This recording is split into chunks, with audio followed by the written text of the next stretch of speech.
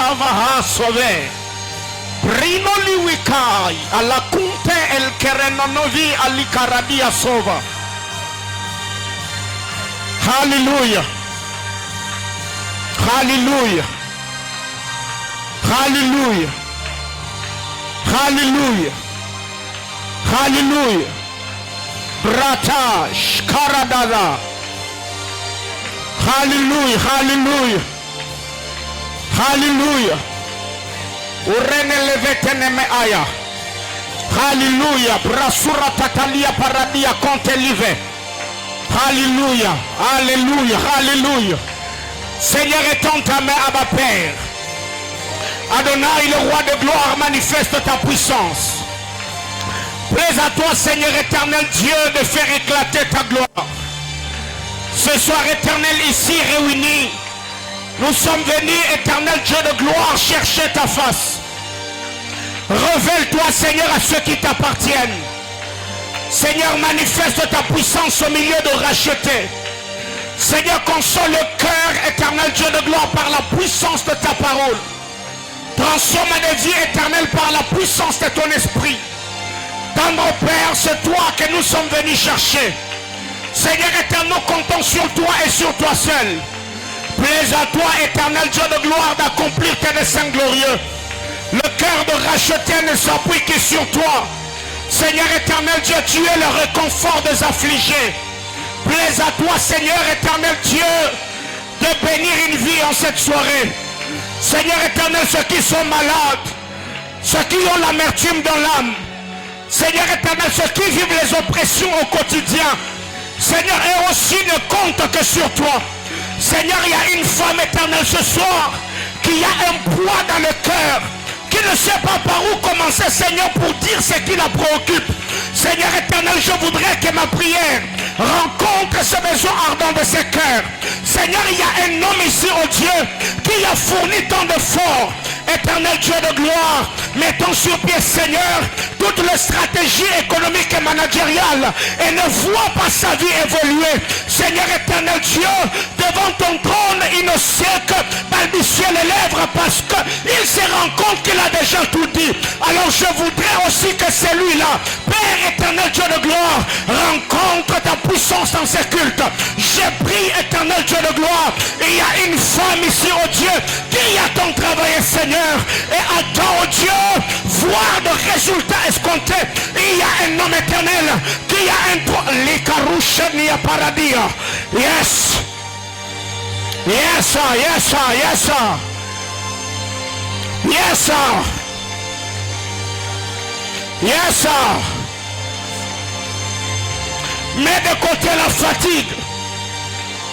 Sépare-toi de cette lourdeur spirituelle. Oublie un tout petit peu ce problème qui t'a accablé. C'est pour ce problème-là que tu es venu ce soir.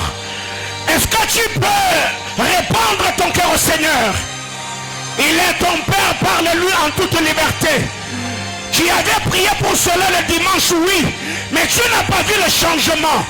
La Bible déclare prier sans cesse. Prier sans cesse. Prier sans cesse. On ne va pas de requête en requête aussi longtemps que ce pourquoi nous avons prié. Pendant Beraka, nous n'avons rien vu. J'insisterai encore, encore et encore. Cette femme qui allait vers le roi tous les jours et n'avait que ce sujet de prière. Rends-moi justice de la partie adverse. Rends-moi justice de la partie adverse. Rends-moi justice de la partie adverse. Jusqu'à ce que le roi, fatigué, il s'est dit, j'ai besoin de repos. Je répondrai à cette femme pour qu'elle me laisse tranquille. Est-ce que tu peux encore ce soir prier pour ce problème-là? Prier pour cette préoccupation-là. Léa Rouchelia Vera. Ni rappli di Wissali de Veras. Mette rappli de la Chimonique Livera tout de l'Ica. Et Zawi te libre dia paradia contalika. Zawi eya. Manaïm est une maison de prière. Manaïm est une maison de prière. Manaïm est une maison de prière. Manaïm est est une maison de prière. Manaïm est une maison de prière. On est venu chercher Dieu. On est venu communier avec lui. On est venu lui parler. On est venu exposer le problème. Jésus est venu ce soir comme un intercesseur chercher Dieu avec quelqu'un. Jésus est venu ce soir avec un fardeau de prière afin de booster la foi de quelqu'un. Tu y as reçu le coup. Tu les as encaissés. La paradis a Seliataha Kalinte et Nerusketilia Paidava Mater la Shadia Conte Live Apalia Russe Sevade Ikelia Paradia. Éternel Dieu des alliances, éternel Dieu des alliances, éternel Dieu de mes alliances, éternel Dieu de mon appartenance, éternel Dieu de mes privations, éternel Dieu de mes nuits blanches, éternel Dieu de mes questionnements, éternel Dieu de mes batailles, éternel Dieu de mes victoires, éternel Dieu de mes conquêtes, éternel Dieu de mes hôtels, je t'appelle ce soir, Adonai du haut de ton trône, lève-toi Seigneur éternel, et si Allah ya shabrata dalabaya. Yes.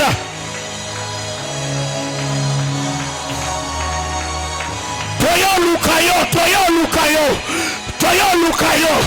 Yonde toyo obelela, yonde toyo luka, yonde toyo sambela. Yesu Masia. Telemana pokwa lelo pangusa piso ya miso mutu mwaza liao. Telemana pokwa lelo bondisa miteme zoke zaliao. Telemana pokwa lelo bikisa babelio bazaliao. Telemana pokwa lelo pesa mabala zame na binzembo baaliao. Zame pesa mabota na baeba benga mibikomba baaliao. Zame pesa misala na baeba zaliao. Zame pesa misolo na baeba aliawa. Zame kangola bakanga myoba zaliawa. Zame kata minyololo baeba zaliawa. Yesu Masia nazobe lelo na pokwa lelo moyenge bene telema, moyenge bene mimonisa, moyenge bene mitalisa. Yes. La meratia shabrata labaha Hurrenia pahada vashenia paradia Kalite nerenele ay Azatania karadagadushka telele merenadamaha Izatalia ratanana mashanda Itelebere delebeke hasi akuretenelive Bratelia paradia sovesh Elita hazovi Brika ialus katalivandele eta Awiza letetelepe eyereneneme asate Yakitalu shabahata Aziwia ratuta liazaradia konta live Bratalabaya. Yes.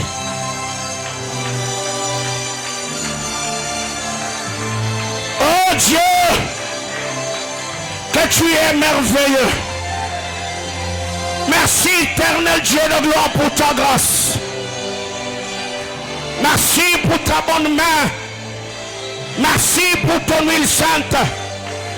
Tu es celui qui exauce les prières. Et tous les hommes viendront à toi, me dit l'Écriture. Je bénis ton Saint-Nom. Je proclame tes faits. Je célèbre ta grandeur. Je magnifie ta sainteté. Seigneur, en signe de reconnaissance, je t'offre une offrande d'acclamation. Acclame le Seigneur.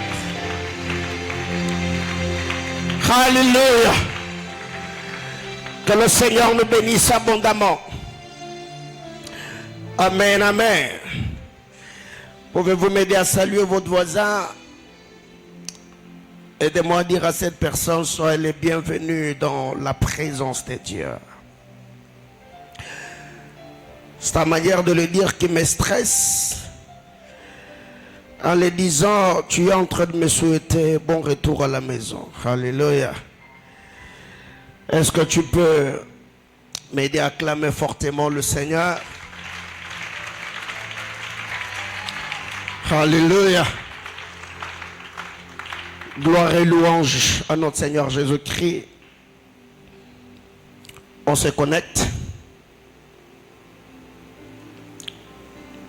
Comme d'habitude.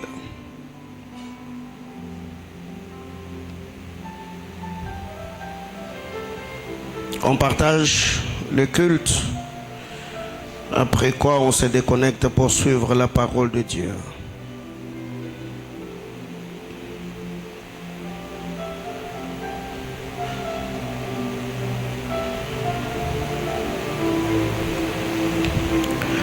Amen, amen. Est-ce que c'est fait? C'est fait? Alléluia. Je vous salue au nom de Jésus. Je disais que je vous salue au nom de Jésus. Que le Seigneur nous bénisse abondamment. Aide-moi à dire à ton voisin que le pasteur te salue. Waouh. Vous m'avez vraiment beaucoup manqué. Je me suis rendu compte qu'être loin de vous, c'est pas facile. Nous étions à Kinshasa. Après Kinshasa, on est rentré. On a tenu le culte du dimanche. Le lundi, j'avais pris l'avion pour Kolwezi. Et la semaine passée, nous avons commencé le travail. On a prêché le mardi, le mercredi, le jeudi et le dimanche. Nous avons fait le travail de consécration, d'ordination du pasteur Benjamin Lindomba, qui est un de mes fils, qui est le pasteur du centre missionnaire La Réforme à Kolwezi. Il était d'ailleurs l'un des orateurs dans le marathon de Biraka 30. Et c'est depuis le lundi que nous avons regagné la ville, malgré la fatigue du corps. On est encore là parce que vous prêchez l'évangile de Jésus-Christ et la raison de mon existence. Alléluia.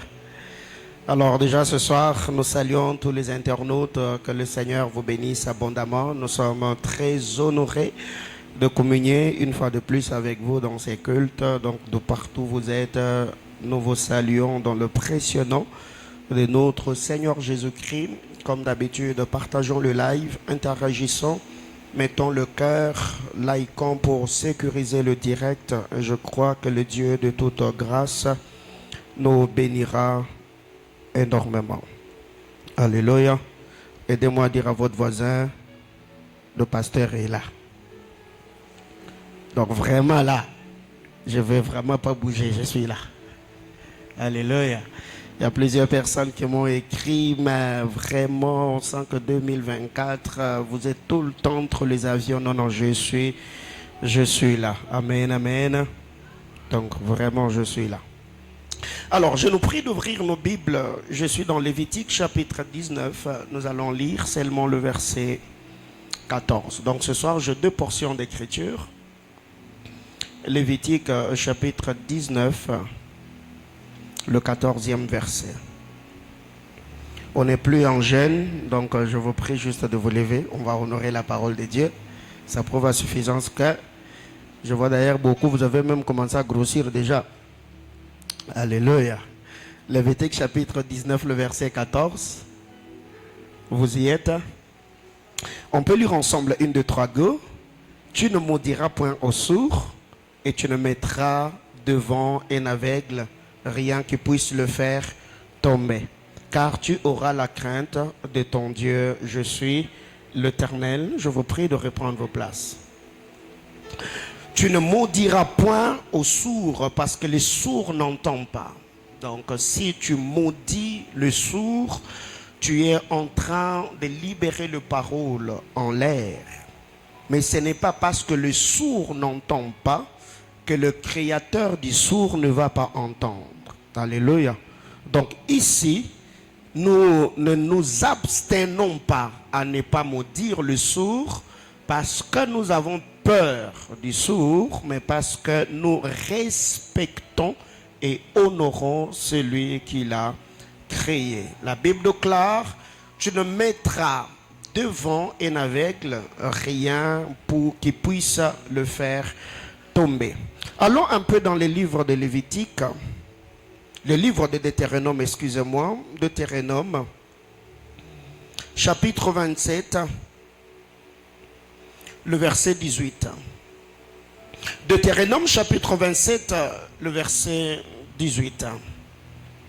Maudit soit celui qui fait égarer un aveugle dans le chemin. Et tout le peuple dira Amen. Maudit soit celui qui fait égarer un aveugle dans le chemin, et tout le peuple dira Amen. Alors sur ce, je voudrais également bénir le Seigneur pour tous ceux qui ont travaillé à notre absence. Nous étions abondamment bénis le mercredi passé par l'intervention du berger Emmanuel Kamaté. Et le vendredi, c'est l'homme de Dieu Jean-Baptiste qui nous a apporté la parole. Et le dimanche, c'est le berger John qui était du haut de cet hôtel. Et que le Seigneur bénisse abondamment ses serviteurs pour le travail abattu en notre absence. Alléluia. Alors déjà, cette semaine, on aura une semaine un peu particulière. Aujourd'hui, je vais apporter la parole. Nous allons prier un moment. Et le vendredi, dis à ton voisin, on aura notre premier culte émission. Aide-moi à dire à ton voisin, le vendredi, on aura culte émission. Donc je serai ici avec quelques bien-aimés. Nous allons nous entretenir autour de ce que Dieu a fait. Et il y a beaucoup de choses que le Seigneur est en train de faire parmi nous, de guérison, de restauration, de rétablissement, l'accomplissement de prophéties. Et le vendredi, je vais recevoir quelques personnes ici. Ils vont témoigner la grandeur et la fidélité de Dieu. On va apporter la parole un moment et nous allons prier le Seigneur. Alléluia. Et je vous assure que ça sera très glorieux et très puissant. Amen, amen. Alors déjà, le thème que nous avons par la grâce du Seigneur exploité en ce mois de février, nous le savons très bien, ce qui est dit de lui dans la loi. Eh bien, nous parlons de notre Seigneur Jésus-Christ. Alors, ce que nous devons retenir pour ce soir à mon introduction, ici, je voudrais revenir un peu sur ce que j'avais déjà dit, en nous disant que Jésus-Christ a été annoncé de plusieurs manières, à plusieurs reprises dans les Écritures. Jésus a été annoncé de plusieurs manières et à plusieurs reprises dans les Écritures. C'est ce qui nous est dit dans le livre de Hébreux chapitre 1er. Le Seigneur a parlé à nos pères de plusieurs manières, à plusieurs reprises par le prophète, et ce dernier nous a parlé en ce temps de la fin par le Fils qu'il a établi héritier sur toutes choses. Comme nous l'avons dit à l'introduction de Beraka, que le Seigneur Jésus-Christ est la prophétie de prophète. Jésus-Christ est la prophétie de prophète parce que tout ce que le prophète prédisait, tout ce qu'il disait, il y avait de prophéties messianiques. Le chant entonné par David, par Salomon, par Moïse, par Asaph et tous ceux qui travaillaient dans le sacerdoce ou ceux qui étaient au temple. Il y a de prophéties messianiques dans la loi de Moïse, dans le psaume et dans le prophète, selon ce qui est dit dans les livres de Luc chapitre 24 au verset 44. Alors ce que nous devons retenir ici, c'est que de Genèse à Apocalypse, autrement dit du soleil levant au soleil couchant, c'est de Jésus-Christ qu'il s'agissait.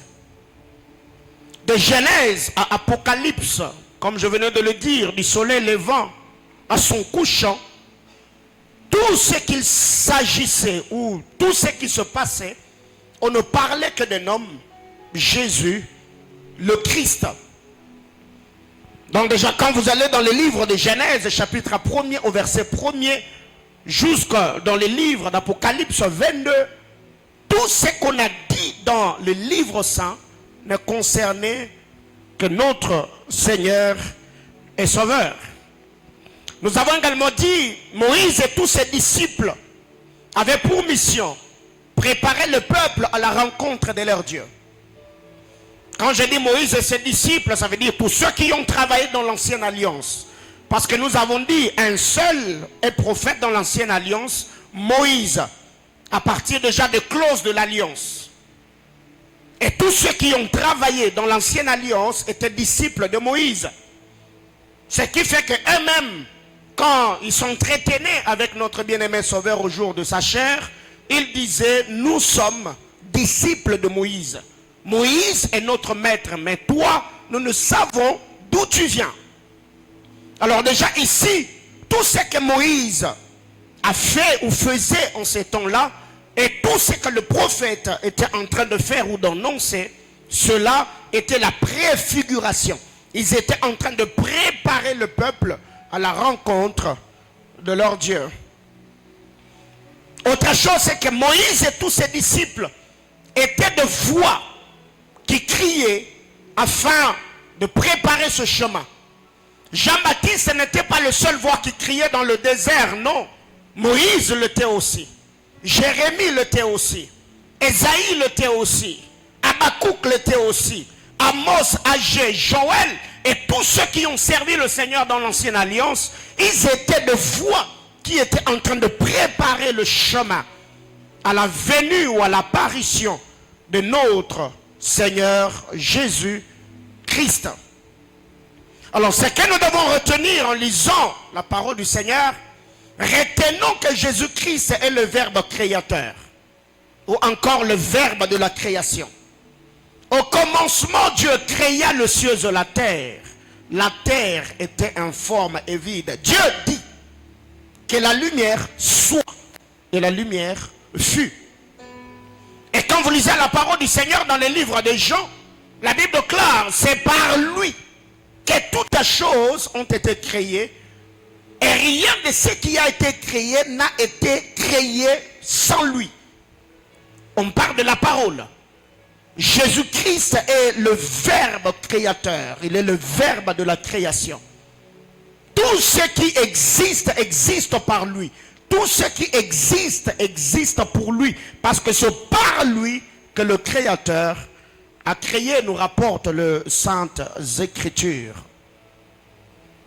Une deuxième vérité, c'est que Jésus-Christ est la lumière de la création, permettant au Créateur de bien voir ce qu'il créait. Jésus-Christ n'est pas seulement le Verbe créateur, mais Jésus est aussi la lumière de la création. Parce que quand vous lisez la parole du Seigneur, la Bible déclare, la terre était informe et vide. L'Esprit de Dieu s'est mouvé à la surface de l'abîme. Quand le Seigneur arrive, Dieu dit que la lumière soit, et la lumière fut. Ici, la lumière de la création diffère de la lumière du 4e jour, où le Seigneur a créé les lumineurs, le soleil, la lune et les étoiles comme astres porteurs de lumière. Mais ici, la lumière que le Seigneur appela cette lumière est un homme. Donc Jean nous rapporte en disant la lumière à lui dans le ténèbre. Cette lumière n'est pas une lumière qui émane du soleil, de la lune ou des étoiles, astres porteurs de lumière, mais non, cette lumière est un homme. Cette lumière-là était l'incarnation, la personnification ou encore la préfiguration de notre Seigneur Jésus-Christ qui était présent à la création. Quelqu'un me dit Amen? Troisième vérité, Jésus-Christ est cette source qui sortait dans le jardin d'Éden et arrosait le jardin. La Bible déclare quand le Seigneur a créé l'homme, il a placé l'homme dans le jardin et il nous a rapporté dans les livres de Genèse, une source sortait du milieu du jardin et arrosait tous les 4 coins du jardin. Jésus-Christ est cette source-là. Parce que comme nous l'avons dit, Christ est annoncé et présenté dans les Écritures de plusieurs manières et à plusieurs reprises. C'est ce qu'on appelle l'ombre. Dans l'ombre, Jésus-Christ est partout. Je crois que jusque-là, parler de prophétie messianique dans la loi de Moïse ne nous prendra pas un mois. Parce que nous devons aller de Genèse chapitre 1er jusqu'au livre de Malachie. Et vous verrez que dans tout ce qui était en train d'être dit, tout ne tournait que tout autour de ce puissant sauveur ou encore de ce divin sauveur.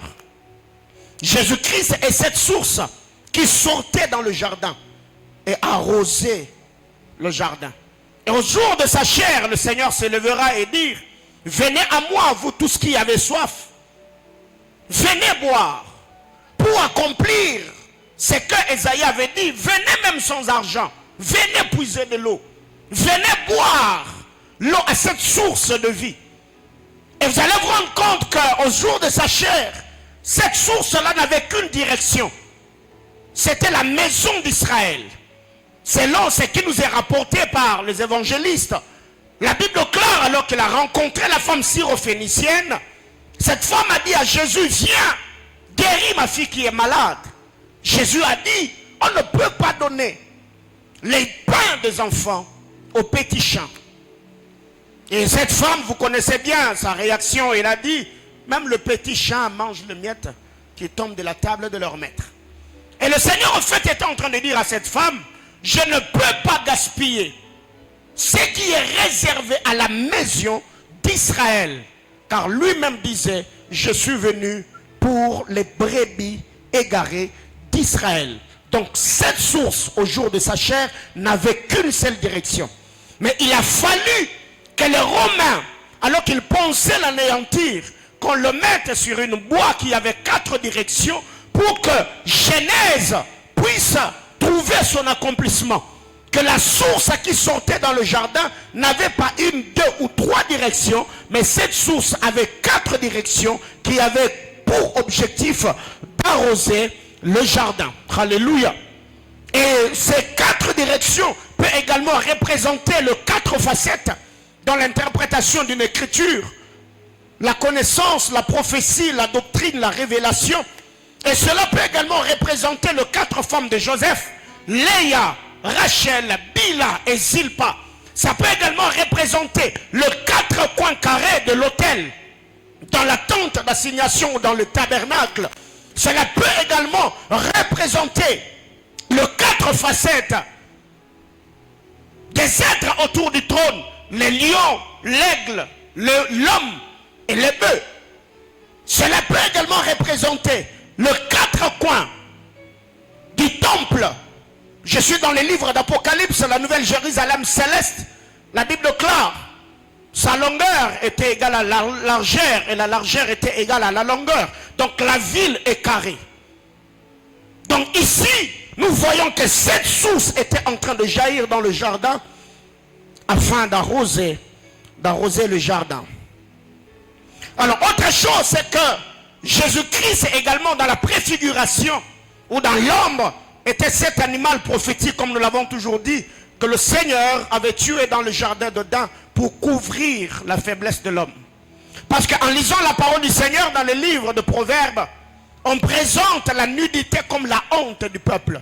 La nudité et la faiblesse du peuple.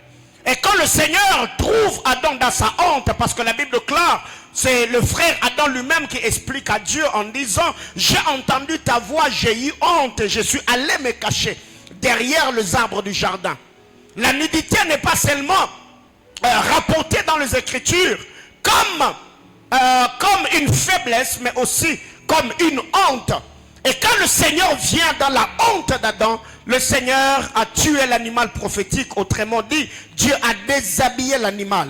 Dieu a laissé l'animal dans la honte afin de couvrir la honte de l'homme. Le Seigneur a déshabillé l'animal. L'animal est resté nu dans le jardin d'Éden et l'homme est sorti habillé parce que c'est en ce moment-là que la loi de la substitution a commencé. L'animal que le Seigneur avait tué n'avait jamais péché, n'avait jamais désobéi à la parole du Seigneur. L'animal n'avait jamais goûté à l'arbre défendu, au fruit de l'arbre défendu. Mais quand le Seigneur est venu, le châtiment qui devait tomber sur Adam et Ève est tombé sur une bête innocente. C'est pourquoi d'ailleurs quand le frère Esaïe arrive, il nous dira que le châtiment qui nous donne la paix est tombé sur lui. Voyez-vous? Donc il s'agissait de Jésus et Jésus seul. Alors retenons que le livre saint est un livre de prophète. Le livre saint est un livre de prophète. Et c'est quand je dis que le livre saint est un livre de prophète, je ne suis pas en train de parler seulement de ceux qui ont annoncé la parole prophétique en libérant les paroles. Abraham n'a jamais prophétisé, mais on l'appelle prophète et c'est le Seigneur lui-même qui dit à Abimelech que cet homme-là est un prophète. Voyez-vous? Alors, en disant que le livre saint est un livre de prophètes, ici, je suis en train de vouloir dire à l'église que le prophète du temps ancien, ou tous ceux qui ont servi Dieu dans l'ancienne alliance, était des dépôts dans lesquels le Seigneur plaçait ses pensées. Était ce dépôt où Dieu mettait ses pensées. Et ces hommes révélaient les pensées de Dieu ou exprimaient les pensées de Dieu par leur vie, par leur manière de faire, même par leur mort, même leurs erreurs. Ils étaient au fait en train de libérer les pensées de Dieu parce que eux n'étaient que des dépôts. Et le Seigneur venait avec une pensée particulière, il mettait dans ces hommes qui étaient de dépôt, et eux en vivant, ils étaient comme en train également de prophétiser, sans savoir que ce qu'ils posaient comme acte, leur manière de vivre, même la manière dont plusieurs sont morts, ils ne savaient pas qu'ils étaient en train d'annoncer les choses qui touchaient à cette église du temps de la fin. Alléluia. Leur vie, leur parcours, même ceux qui semblaient être des erreurs, même leur mort, étaient en train d'annoncer les événements futurs. Alors quand vous lisez la parole du Seigneur, la mort de Samson, tout ce que Samson a fait, dans la doctrine, dans la connaissance, ce sont des erreurs que l'on doit condamner. Mais si vous devez aller dans la révélation, vous pouvez tirer des choses à enseigner à l'église dans les erreurs de Samson. Alléluia. La Bible déclare Samson est allé prendre une femme païenne. Samson a passé nuit chez une prostituée. Et au milieu de la nuit, Samson s'éleva. Il a pris, soulevé la porte de la ville. Il est monté avec jusqu'à la montagne. Il a placé cette porte-là et il est descendu. Ne trouvez-vous pas que cette scène de Samson, alors qu'il revenait chez la prostituée, ressemble un tout petit peu à l'histoire de cet homme qui avait 100 brebis et qui avait perdu une brebis parmi les 100.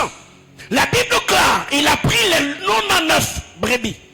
Il est monté avec, il les a déposés sur la montagne et il est descendu pour aller chercher la brebis égarée. Je parle à quelqu'un. Et dans cette histoire où le prophète Samson ou le frère Samson a pris la porte de la ville et est allé déposer cette porte là où personne ne pouvait toucher cette porte afin de descendre, perdre la vie pour sauver un petit garçon qui était au temple. Ne voyez-vous pas que cette histoire ressemble un peu à l'enlèvement de l'église? Quelqu'un me suit jusque-là? Parce que déjà quand le Seigneur nous parle de 99 brebis, cela n'est que la préfiguration de l'enlèvement de l'église. Quand vous regardez la vie d'Adam, la vie de Salomon, quand vous regardez la vie de David, vous sortez un peu dans la connaissance, vous sortez un peu dans la doctrine et que vous alliez dans la révélation, vous verrez même que dans ce que les uns peuvent appeler erreur de prophètes ou de nos pères, le patriarche, il y a des enseignements liés aux événements de notre temps. Alléluia. Que le Seigneur bénisse quelqu'un. Ceux qui ont vécu dans l'ancienne alliance, leur vie, leur mort, leur parcours, même leurs erreurs, cela préfigurait ce que le Seigneur allait accomplir dans la suite des temps. Même l'erreur de Salomon. Salomon qui avait 1000 femmes, mais qui n'avait pas 1000 maisons. Il n'avait que cette maison-là où le 1000 femmes habitaient. Même dans les erreurs de nos pères, le patriarche, dans la révélation, on peut tirer des enseignements, on peut puiser de révélations pour l'édification de l'église de notre bien-aimé Sauveur. Parce que eux, tout ce qu'ils faisaient, ils ne préfiguraient que la venue de Christ. Alors retenons ceci. Quand vous lisez la parole du Seigneur, vous verrez que le premier sang qui a été répandu sur terre n'était pas le sang de la race humaine. Le premier sang que la terre a avalé, c'était le sang de la race animale. Quelqu'un est là? Abel est l'animal prophétique qui est mort avant. C'est l'animal prophétique qui a versé son sang, même avant que Abel ne meure. Donc ici, vous allez vous rendre compte que le sang de l'espèce animale a commencé à couler avant le sang de l'espèce humaine. Alors déjà, Dieu ici, en tuant l'animal prophétique, il était en fait en train de montrer à Adam la sacrificature ou en imposant ou en instaurant la loi de la substitution. Il était en fait en train de dire à Adam que moi je suis le sacrificateur ou le prêtre par excellence. C'est que comme toi tu viens de désobéir à mes commandements, à mes préceptes, désormais pour qu'un homme vive, il doit apprendre à mettre sur la tête de l'autre ce qu'il lui a commis. Je parle bien de la substitution. C'est que Dieu était en train de dire à Adam, parce que toi tu as désobéi. La désobéissance de l'homme a commencé à décimer la race animale. Ce qui fait même que dans la loi de Moïse, toutes les fois où l'homme péchait, le pardon du péché, quoique ce pardon n'était pas le pardon au vrai sens, parce que le sang de bête couvrait le péché, alors que le sang de Christ a ôté le péché, mais c'était quand même une forme de pardon.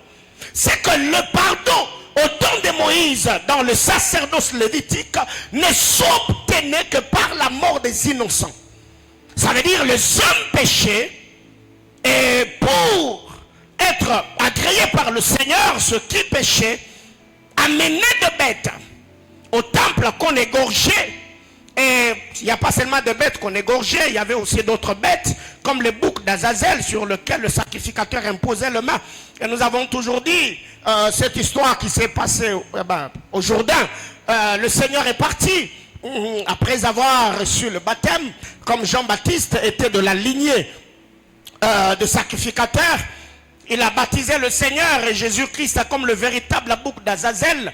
La direction qu'il a prise, c'était la direction du désert.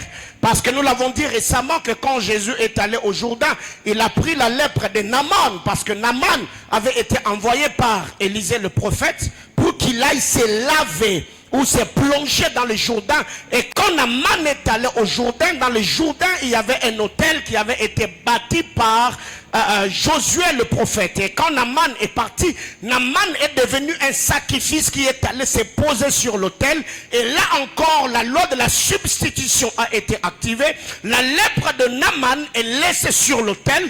Et Naaman a pris la pureté de l'autel. Il est sorti du Jourdain pur et la lèpre était laissée. Était resté plutôt sur l'autel. Et quand Jésus-Christ va au Jourdain pour se faire baptiser, il a porté le péché qui était dans le Jourdain à partir du temps de Naaman, et tous ceux qui allaient se faire baptiser parce que leur péché reste là, et lui étant le véritable bouc d'Azazel, il a porté le péché de toutes ces personnes sur ses épaules. Et pour accomplir la loi ou accomplir la pensée prophétique, nous voyons Jésus, le bouc d'Azazel, prendre la direction du désert où il est allé pendant 40 jours et 40 nuits. La race animale a payé le prix, subissant le châtiment de la désobéissance de la race humaine. La race animale a payé le prix. Alors, ce qui fait que quand vous allez dans la maison de Jacob, il y a deux races. Dans la maison de Jacob, il y a la race animale et il y a la race humaine. Parce que quand Jacob regarde Judas, Jacob ne voit pas Judas comme un homme. Jacob voit Judas comme un lion. Quand Jacob regarde Gad, il ne voit pas Gad comme un homme, il voit Gad comme un serpent. Ce qui fait que quand vous allez dans la maison du Père Jacob, vous devez faire très attention parce que tout ce qui se passait ne s'est passé que pour accomplir la pensée prophétique qui avait été révélée ou déposée dans le Père, le prophète. Alors, suivez-moi très bien, je suis déjà en train d'entrer dans le cœur de mon enseignement ce soir. Alors, je suis en train de dire que quand vous allez dans la maison du Père Jacob, cette maison était constituée de deux races, la race humaine et la race animale. Et Jésus étant le rejeton de cette lignée-là, ou de cette famille-là, il ne devait qu'avoir les deux races en lui. Donc la race humaine et la race animale. Parce que étant de cette lignée, Jésus étant une bête, ne pouvait pas aller naître dans un hôtel. Là, c'est la casquette de la race animale. Donc, il devait naître parmi les animaux. C'est pourquoi le Seigneur s'est arrangé pour que ce jour-là, qu'il n'y ait pas de place dans les hôtels pour qu'il soit reçu. Le Seigneur s'est arrangé pour que Joseph et Marie ne trouvent pas une place dans l'hôtellerie pour que le Seigneur naisse là-bas. Parce qu'il était de la lignée de Jacob, la lignée de Juda. En Juda est un lion. Ce n'est que normal que le Seigneur, ça ce sont des choses que j'appelle des coïncidences prophétiques. Dieu est un metteur en scène. Il sait orchestrer les événements juste pour que les Écritures se complètent. Parce que nous l'avons déjà dit, que la parole de Dieu ne se contredit pas. C'est comme les écailles du crocodile. Ça se complète. Alors ce que nous devons retenir ici, c'est que Jésus-Christ est né dans une crèche. Et en naissant dans cette crèche, Christ a changé l'odeur qui était dans cette crèche. Quand Jésus naît dans cette crèche, et nous savons très bien qu'il y avait cette odeur nauséabonde parce que c'était quand même parmi les bêtes. Et quand le Seigneur naît parmi les bêtes, le Seigneur s'arrange que pour une fois dans la vie, que les bêtes sentent l'odeur du parfum parmi eux. Parce que l'animal qui venait de naître parmi eux n'était pas un animal ordinaire. Ce qui fait que les mages ont pris le parfum, ils ont pris l'encens, je ne parlerai pas de l'or. Ils ont pris le parfum, ils ont pris l'encens, ils sont allés adorer un homme qui venait de naître avec deux races fusionnées en lui, la race animale et la race humaine. Et quand Jésus arrive, quand le mage arrive plutôt, ils ont trouvé le petit qui était émailloté. La Bible déclare, il s'approchait avec le parfum, avec l'encens, avec la myrrhe. Ils changèrent l'atmosphère. Alors écoutez, j'ai une bonne nouvelle pour quelqu'un. Peu importe la famille où tu es né, peu importe les situations que tu traverses, peu importe la province, je ne sais pas, la nationalité où je sais pas, l'école où tu as étudié ou la belle famille où tu es pour ceux qui sont mariés. Mais écoutez, quand le Seigneur entre dans nos cœurs et dans nos vies, il est celui qui est capable par nous de changer l'atmosphère de notre environnement, de changer l'odeur de notre environnement. Ça peut être vrai qu'avant vous, dans votre famille, il n'y a jamais eu de mariage religieux. Mais parce que toi, tu es né de Dieu. Or, la Bible déclare, tous ceux qui naissent de Dieu, prions. Oh my God. C'est qu'avant toi, la loi du célibat ou je sais pas, toutes ces lois qui ont retenu et bloqué ta famille, parce que ceux qui sont nés de Dieu triomphent du monde, et la victoire qui triomphe du monde, c'est notre foi. J'étais en train de dire à quelqu'un, il y a ce que j'appelle la loi de l'exception.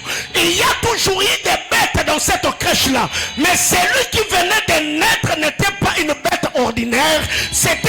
Oh my God! Est-ce que je peux prêcher ce soir comme je le sens?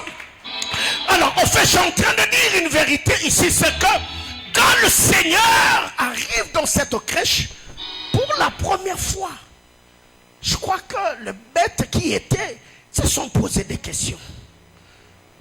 Parmi ces bêtes, il y a quelqu'un qui s'appelait Antanase et l'autre qui s'appelait Marguerite. Ils ont commencé à s'entretenir. Marguerite, est-ce que tu sens ce que je sens? Pourquoi? Parce que l'odeur que nous sentons ici, ce n'est pas l'odeur habituelle.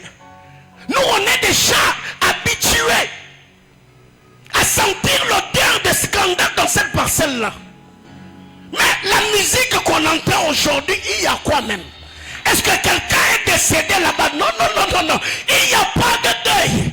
Vous avez toujours eu l'habitude de sentir une mauvaise odeur venant de notre parcelle, mais vous avez oublié une chose, que moi je ne suis pas venu sur terre en tourisme. Moi je suis un programme de Dieu. C'est par ma naissance et par ma venue dans cette famille que le Seigneur changera l'odeur. Alors ma prière est levée de mon cœur, du haut de cet autel. J'étais en train de demander à Dieu que par son ordre, qu'il commande aux anges parfumeurs et que ces anges prennent un parfum agréable, que ta destinée soit parfumée, que ton lieu de travail soit parfumé, que Dieu parfume ton ministère, que Dieu parfume ta maison, à telle enseigne que la mauvaise réputation qui t'a toujours précédé, cette fois-là soit changée par la bonne. Oh, j'entends quelqu'un me dire amen. Alors donne-moi quelques petites minutes, je vais disparaître devant tes yeux. Alors qu'est-ce qui arrive? Ici j'ouvre une parenthèse en disant, vous savez, dans cette histoire, Dieu s'est arrangé. Il s'est révélé aux mages.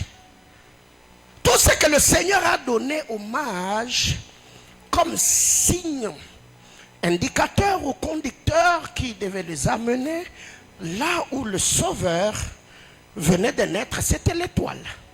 Autrement dit, si vous voulez arriver là où est Jésus, vous devez avoir les yeux fixés. Les jours où le mage ont tourné le regard pour aller dans la maison d'Hérode, l'étoile avait dit disparu.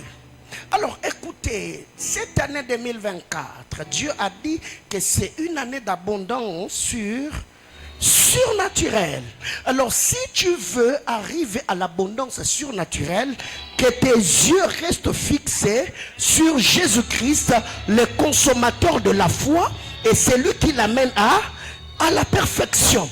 Donc j'étais en train de dire à quelqu'un, Dieu t'a connecté à cet homme-là, à cette femme-là par la révélation. Ça veut dire, si tu veux arriver au bon port de ta destinée, reste focus sur celui qui s'était révélé à toi en te disant que cette soeur-là, ce frère-là, c'est lui l'allié de la destinée. Car il y a plusieurs personnes aujourd'hui qui ressemblent aux mages. Le Seigneur se révélait à toi. Si tu veux arriver au bon port, reste focus. Mes yeux sont fixés sur Jésus. C'est lui l'auteur et le consommateur de ma foi. Eh bien, c'est bel et bien celui qui l'amènera à la perfection, j'allais dire. Alléluia. Alors nous voyons ici que Jésus a eu 3 grands temps dans sa vie. Et il a été parfumé. Plusieurs fois même, j'ai pris 3 grands temps où Jésus a été parfumé dans sa vie. 1. Le Christ a été parfumé à sa naissance. Quand il est né dans cette crèche, les mages sont venus. Et si le mage, c'est une classe des hommes très spirituels. C'était des gens qui utilisaient l'astrologie. C'était des gens qui avaient une connaissance élevée dans le spiritisme, si je dois le dire ainsi. Et Jésus n'était qu'encore qu'un bébé. Ils ont pris l'encens, ils ont pris la myrrhe, ils sont allés parfumer la vie de Jésus. Jésus a été parfumé à sa naissance. Suivez-moi, écoutez. Et quand vous allez un peu plus loin, vous verrez également que Jésus a été parfumé à l'âge adulte. Je suis dans la maison de Simon le lépreux. C'est bel et bien l'histoire de la femme pécheresse. La Bible déclare, quand cette femme est allée là où était Jésus, elle a pris la bouteille de vase d'albâtre, elle avait répandu le parfum au pied de Jésus. Il y a un des évangélistes qui nous parle de pied, l'autre parle de la tête. Tout dépend seulement de l'angle de l'appel ministériel de celui qui est en train de relater l'histoire. Parce que si c'est Jean qui te relate l'histoire, Jean ne peut pas voir le pied parce que Jean a l'esprit prophétique. Lui ne voit les choses que d'en haut. Il nous parlera de la tête. Et si c'est Matthieu qui nous raconte l'histoire, Matthieu n'est pas un prophète. Matthieu est un lion, est un roi qui vit sur terre. Il ne verra que le pied. Donc ici, je ferme la parenthèse. Alors la Bible est en train de dire que Jésus ici, quand cette femme pécheresse est entrée dans la maison de Simon le lépreux, la femme a senti que l'odeur qui était n'était pas bon. Parce que Simon le lépreux, il était un lépreux qui avait trouvé grâce au Seigneur et Dieu l'avait guéri. Mais malgré cela, il est resté avec l'identité de Simon le lépreux. Mais il y a également une vérité, c'est que Simon n'a pas seulement saboté Jésus en refusant de laver ses pieds, mais aussi en ces temps-là, chez les Sémites, comme plusieurs personnes, je l'avais dit avant dans la Colosie, il n'y avait que deux métiers, soit tu es éleveur, soit tu es cultivateur. Et vous savez qu'en ces temps-là, plusieurs hommes ou plusieurs familles, ils construisaient leur maison. En bas, il y avait le rez-de-chaussée, et c'est au rez-de-chaussée qu'on entassait des bêtes. Et les hommes habitaient juste au-dessus. Et vous voyez déjà ce que ça fait. Donc en bas, il y a des bêtes. Donc l'odeur qui quitte du bas vers le haut n'est pas du tout bonne. Et la Bible claire, Simon n'a pas seulement refusé de laver les pieds de Jésus, mais il n'a pas non plus permis à ce que l'atmosphère de la maison soit agréable pour le Sauveur. Alors que le mage eux-mêmes, parce qu'ils avaient reçu la révélation, ça c'est ce qui a trahi Simon. Simon a reçu Jésus, mais sans avoir la révélation de celui qui était en train d'être reçu. Alors que le mage a amené le parfum, changeant l'odeur de l'environnement où le bien-aimé Sauveur venait de naître, parce qu'ils avaient reçu la révélation. Mais quand cette femme arrive, la Bible déclare, elle n'a pas pris son parfum en le mettant comme le spray. Non, non, non. La Bible déclare, elle n'a pas fait. Non, non, elle n'a pas pompé. La Bible déclare, elle le brisa. Autrement dit, le parfum de l'odeur de la maison changea. Jésus était parfumé à l'âge adulte. Mais le troisième parfum de Christ, Jésus était parfumé à sa mort. Quelqu'un comprend de quoi je parle? Ça veut dire comme tu es là, toutes les grandes étapes de ta vie, l'odeur du bon parfum t'accompagnera. Ici, la naissance représente notre naissance dans le royaume. Quand tu nais dans le royaume de Dieu, le Seigneur te donne son Esprit Saint, il te oint de son onction. Or, vous devez savoir que l'huile d'esprit ou l'huile d'onction était composée de plusieurs. Il y avait les aromates, il y avait tout ce qui était en train d'être mélangé ou mis ensemble pour que cette odeur, cette huile plutôt, ait une odeur odoriférante, que ça permette à ce que celui sur qui cette huile était versée sente bon. C'est qu'ici, ce n'est pas seulement à la naissance que le Seigneur nous oint, mais quand nous demeurons dans sa présence, quand nous obéissons à sa parole, même à l'âge adulte, le Seigneur peut encore te parfumer. Toi qui avais connu le parfum à ta naissance, et depuis un temps tu sens que l'odeur qui est dans ta destinée n'est pas bonne, je voudrais que le Seigneur puisse encore changer l'odeur de ta destinée comme au jour d'autrefois. Il y a plusieurs personnes, quand ils étaient petits, papa avait le moyen, la famille avait un certain niveau, standing de vie. Mais depuis que papa est parti, aujourd'hui vous vous recherchez. Depuis que papa était licencié, depuis que le travail est fini, vous êtes en train de se rechercher. Du haut de cet hôtel, je suis roi et mandaté par le Seigneur afin d'annoncer cette bonne nouvelle à un homme qui a disposé de son temps en présentiel ou en ligne. J'étais en train de te dire, tu y as l'âge adulte où tu venais de naître. La grâce du Seigneur fera à ce que les anges parfumeurs, par l'ordre du Tout-Puissant, puissent libérer autour de toi un parfum de grâce et de faveur, à telle enseigne que la manifestation glorieuse de ta puissance soit manifeste. J'entends quelqu'un me dire amen. Quand vous allez chez Laban, le Seigneur a dit au père Jacob, tu mettras dans les auges le branche de platane, de peuplier et d'amandier. Les bêtes viendront boire et après avoir bu, ils entreront en chaleur. Or, la période qu'on appelle ici période de chaleur, l'anagramme de ce mot en hébreu veut dire Tahana. Tahana qui veut dire seulement une saison de faveur. Ça veut dire quand la brebis entre en chaleur, la bête femelle libère une liquide. Et cette liquide contient l'odeur. C'est cette odeur que l'animal mâle va capter pour sentir que la femelle elle est en chaleur, afin de s'approcher, s'accoupler pour que celle-là ait des résultats. J'étais en train de dire à quelqu'un que le Seigneur par sa grâce permette qu'au son de ma voix, que le Seigneur t'introduise dans une saison de Tahana et que cette saison te permette à libérer une liquide autour de toi. Si cette liquide va dégager l'odeur du mariage, que l'homme qui doit t'épouser sente cette, oh my God, sente cette odeur et se dise, il y a une femme qui est en chaleur quelque part, je dois aller la prendre pour épouse parce qu'il est grand temps. Je déclare en ma qualité de prophète de l'Éternel que cette liquide que tu vas libérer soit une liquide qui va libérer l'odeur d'embauche, l'odeur d'emploi, l'odeur de mariage, l'odeur de voyage, l'odeur de contrat. Je lève ma main du haut de cet hôtel. Je décrète et déclare que le Seigneur Jésus-Christ, le Dieu qui m'est apparu, me confiant cette vision et me plaçant à la tête de cette commission, te prenne de là où tu es, qu'il embellisse ta vie et te destine de la plus belle de manière. Je vois quelqu'un mettre sa main sur ta tête et déclarer après moi, c'est ma parole.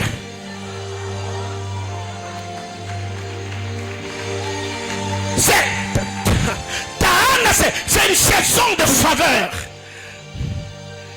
Ce qui fait que, comment expliquer que quand un chat est, je sais pas, ok, quand il est en chaleur, même la manière de miauler devient différente. C'est seulement celui qui est chat qui peut comprendre que non. Là, elle miaule parce qu'elle a faim. Là, elle miaule parce qu'elle est en chaleur. Alors moi, je voudrais que les choses qui sont compatibles à ta destinée entendent et sentent même dans ta prière. Aïe, aïe, aïe, aïe. Quand tu seras à genoux, on a des prières, mais toi tu sens que c'est le mariage que tu veux. Mais tu ne sais pas prier de peur que le voisin entende. Tu te mets seulement à prier en d'autres langues.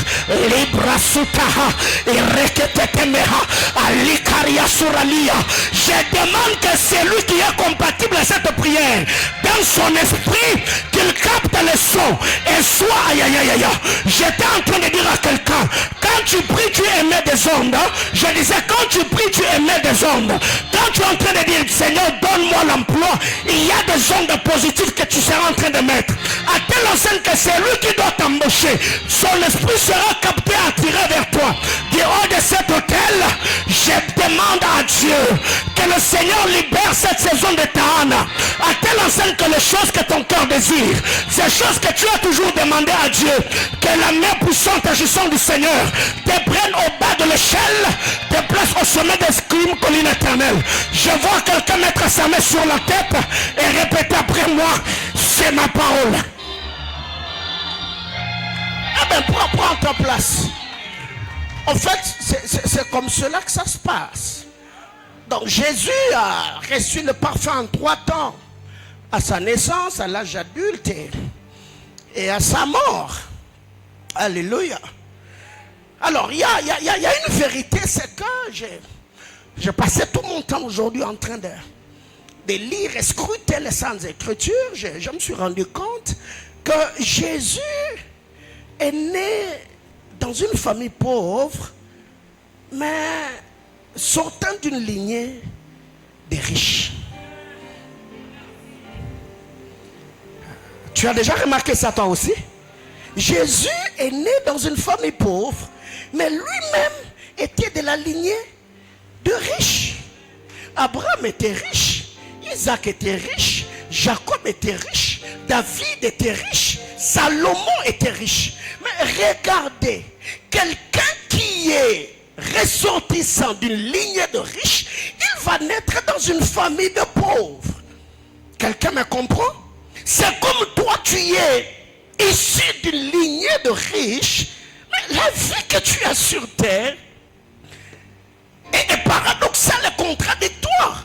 La Bible clare du riche qu'il était, il s'est appauvri. Pour que toi tu sois comment? Mais au fait, tu n'arrives pas à vivre cette richesse.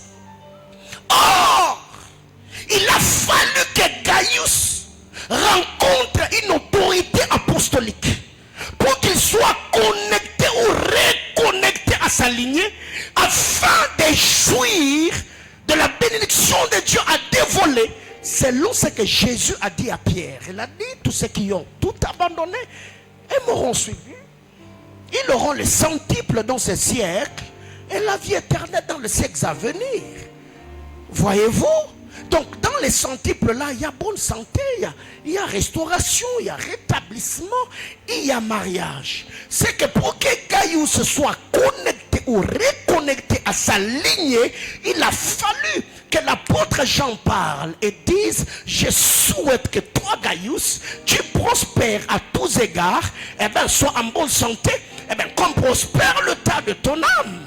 Donc ce soir je crois que je suis une autorité prophétique et apostolique établie sur ta vie, ayant reçu du Seigneur un mandat et une onction pour connecter quiconque ici à sa ligne spirituelle.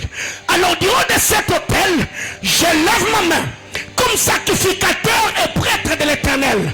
Je décrète et déclare qu'il y ait des connexions entre toi et la pauvreté, qu'il y ait une reconnexion entre toi et la richesse, qu'il y ait des connexions entre toi et la maladie, qu'il y ait une reconnexion entre toi et la guérison, qu'il y ait des connexions entre toi et la pauvreté, et qu'il y ait une reconnexion entre toi et la richesse, qu'il y ait des connexions entre toi et les oppressions, et qu'il y ait une reconnexion entre toi et la paix. Je vois quelqu'un mettre sa main sur la tête et déclarer après moi: c'est ma parole. Parce qu'en fait, ta tête est le point de contact. Reprends ta place, reprends ta place. Donc c'est qu'ici, on doit être déconnecté et être reconnecté. Le fils prodigue a été déconnecté, mais la conscience l'avait reconnecté.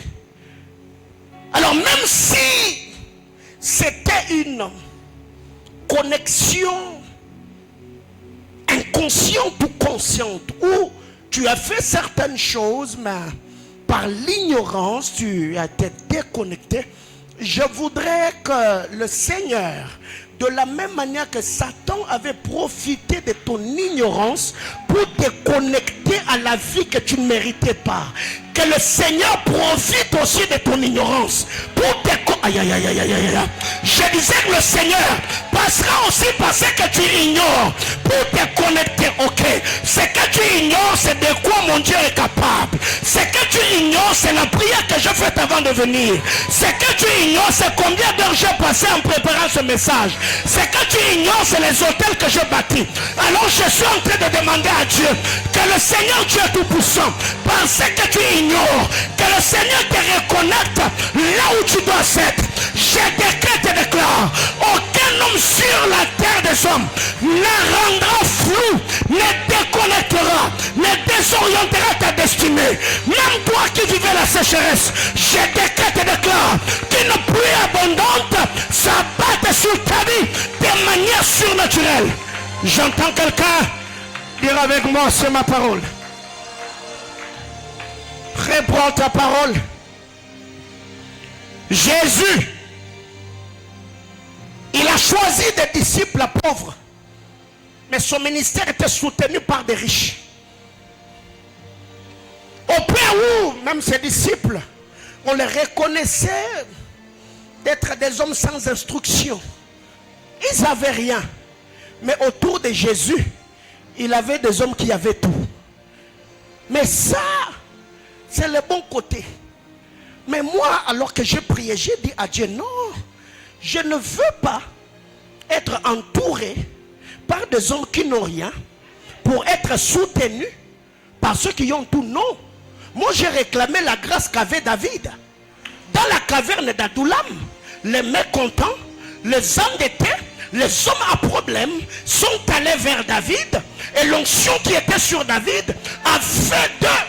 Oh my God, je disais que l'onction qui était sur David, je refuse d'avoir une église de gens qui souffrent, mais en ayant des partenaires à l'étranger qui soutiennent moi. Non, non, non, non, non. J'ai dit à Dieu, ceux qui doivent être bénis, c'est ceux qui sont attachés de manière directe à mon cordon ombilical.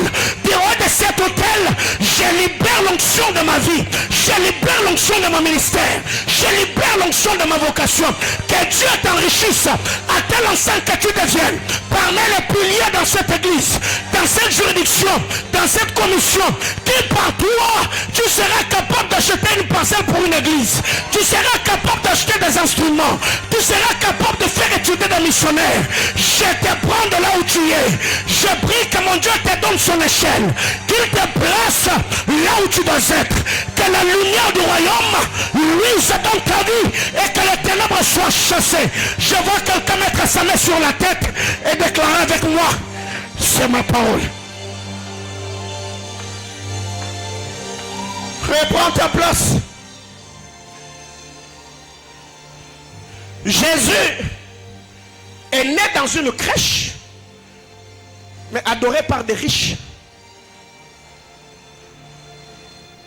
Jésus disait que Jésus est né dans une crèche, mais adoré par des riches.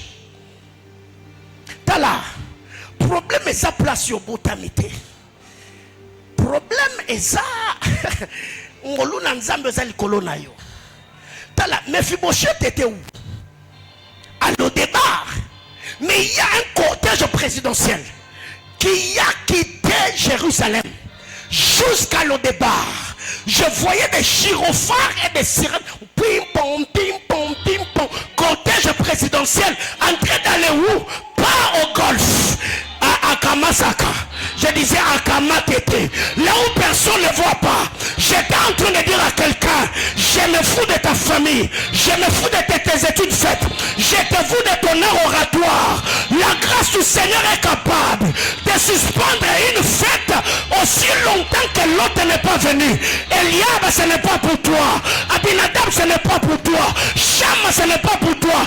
Aussi longtemps que David n'est pas arrivé, rien ne se fera. J'étais en train de déclarer sur la vie de quelqu'un que le Seigneur puisse donner de la valeur à ton quartier, qu'il donne de la valeur à ta commune, qu'il donne la valeur à ta nation, qu'il donne de la valeur à votre avenir, qu'il donne de la valeur à ta famille, parce que toi tu y es. Je décrète et déclare que la grâce du Seigneur, attachée à l'alliance de mes pères, puisse bénir ta vie, puisse bénir ta destinée, que cela bénisse ton ministère. Je vois la main sur la tête de quelqu'un en train de dire, yes, c'est ma parole.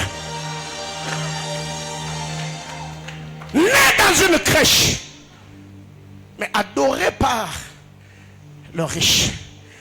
Ça, c'est ce que j'aime.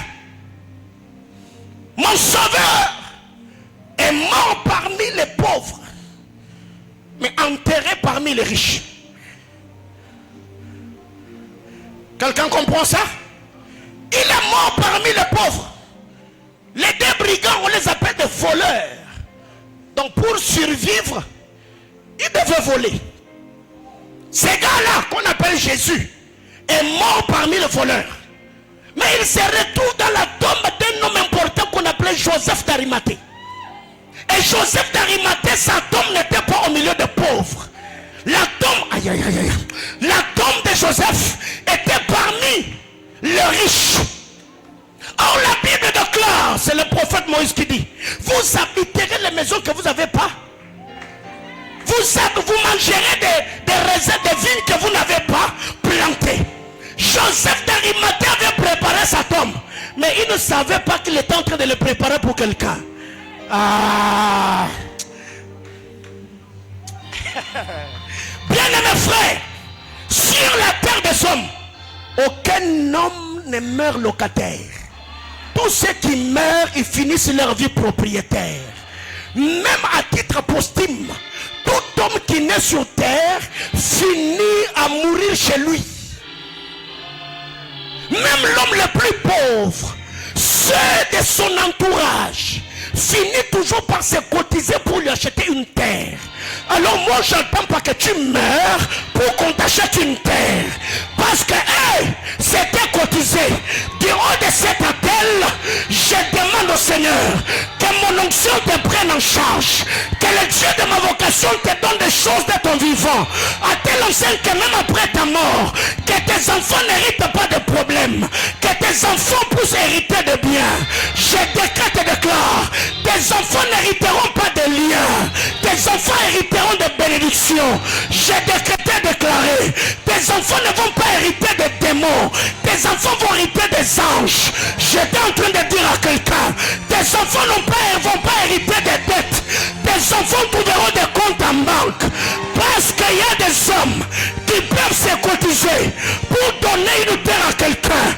Ce soir, moi et le Saint-Esprit, on se met ensemble. Reçois le mariage, reçois le travail, reçois la guérison, reçois l'onction, reçois la prospérité, reçois le visa. Je vois la main de quelqu'un sur sa tête en train de dire, yes, c'est ma parole.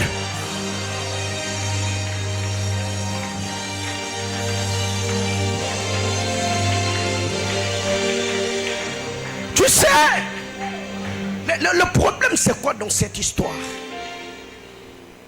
Mourir n'est pas un problème. Mais le lieu où tu seras enterré dépend de la qualité des personnes qui t'entourent. Il y a des gens qui sont morts, on les a achetés des terres au sapin d'eux. Il y a les autres qui sont morts, on les a enterrés à Kassangiri, rivière des anges. Voyez-vous? Alors ici, ça sera une erreur monumentale et fatale de ma part que de te bénir que toi. Donc je ne te bénis pas seulement toi, j'étais également en train de bénir tous ceux qui sont autour de toi. Oh my God. Est-ce que je suis en train de parler à quelqu'un? Ça veut dire même le contact de tes contacts. Parce qu'ils sont parmi tes contacts, ils se voient être contactés et contaminés par le... Aïe, aïe, aïe, aïe, aïe. Je disais que du haut de cet hôtel, mon esprit est en feu. J'ai béni ta vie. J'ai béni tes contacts. J'ai béni le contact de tes contacts. Quiconque te connaît, le Seigneur le bénira. Afin que quand tu seras dans le besoin, qu'il te soit d'une grande utilité. J'ai béni tes amis. J'ai béni tes collègues. J'ai béni même tes ennemis. Que Dieu... Oh my God. Oh yes. Le gars est mort parmi les pauvres. Mais il ressuscite parmi les riches. Quelqu'un comprend de quoi je parle? C'est ce qui va t'arriver. La Bible claire, tu ne sais pas ce qu'un jour, Voilà. Tu peux cette nuit passer une nuit célibataire. Demain, un miracle se produit. On t'appelle fiancé. Tu peux passer cette nuit en étant pauvre. Demain, à la levée du soleil, on t'appelle riche. Tout dépend seulement du maître de temps et des circonstances. Alors j'étais en train de demander à Dieu que le Seigneur puisse enjancer les événements. Que Dieu fasse à ce que les temps et les circonstances soient fusionnés pour que toi, tu sois là où tu dois être. J'ouvre mon cœur ce soir. Je déclare sur ta vie que le Dieu des cieux essuie tes larmes et te donne ce que tu ne pouvais avoir par toi-même. Que la grâce te qualifie, que la grâce te catapulte, que la grâce te propulse, que la grâce te stabilise. J'entends quelqu'un dire c'est ma parole.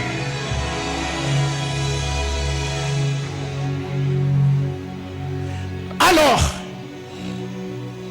prends ta place, je suis déjà en train de finir. Alors, en lisant la parole de Dieu, l'animal prophétique est le premier martyr de la race animale. Et Abel est le premier martyr de la race humaine. C'est comme cela que ça se passe. Or, l'animal prophétique était la préfiguration de Christ. Et Abel, de son côté, était la préfiguration de Christ. Alors, je n'ai même pas encore fait l'étude exégétique des textes que nous avons lus, je crois. Je reviendrai le vendredi, mais je vais finir quand même. Alors, vous savez les amis, quand vous lisez la parole de Dieu, vous allez vous rendre compte qu'il y a 3 choses qui se passent dans les jours de la création. Et il y a 3 choses qui se passent dans les jours de la création. Mais ce que j'aime dans cette histoire, c'est que toutes ces 3 choses finissent toujours par Sion à la fin. Quelqu'un me comprend? Je disais que 3 choses qui se passent à la création. Et dans toutes ces choses, à la fin, il y a toujours un Sion. Je ne sais pas, coïncidence prophétique, je ne sais pas. La première des choses s'appelle création. La deuxième des choses s'appelle appellation. La troisième des choses s'appelle séparation. Dieu a créé, Dieu a appelé et Dieu a séparé. Dieu appela, créa les cieux et la terre. Après avoir créé, Dieu a appelé. Il appela le ciel et la terre. Ensuite, Dieu sépara la lumière d'avec le ténèbre. Donc ces 3 choses, c'est la dimension dans laquelle moi et toi, on va opérer ce soir. On va créer, on va appeler et on va séparer. Ça veut dire en créant, tu appelles à l'existence des choses que tu veux vivre. En appelant, tu nommes la chose. Parce que tout ce qui existe ou vit sous le ciel porte un nom. Le nom te confère une identité. C'est par le nom que tu peux être identifié, reconnu ou présenté. Tout ce qui ne porte pas un nom est appelé à disparaître sur terre.